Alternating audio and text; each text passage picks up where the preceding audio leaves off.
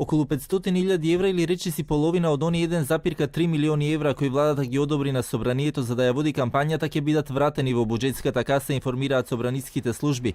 Во дописот до јавноста наведуваат дека дури 41% од пратениците или 48 пратеници барале пренамена на овие средства, но велат дека истите не може да бидат пренаменети, односно нема да бидат искористени.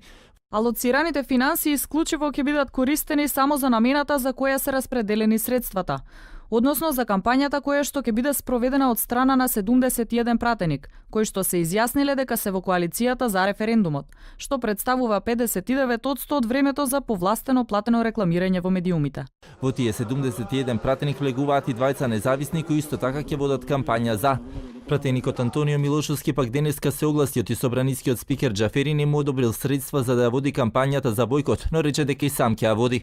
Владата за кампањата на посебна сметка на собранието му префрли 1,3 милиони евра, а парламентот како корисник на средствата има обврска по завршувањето на кампањата да изготви извештај за потрошените средства.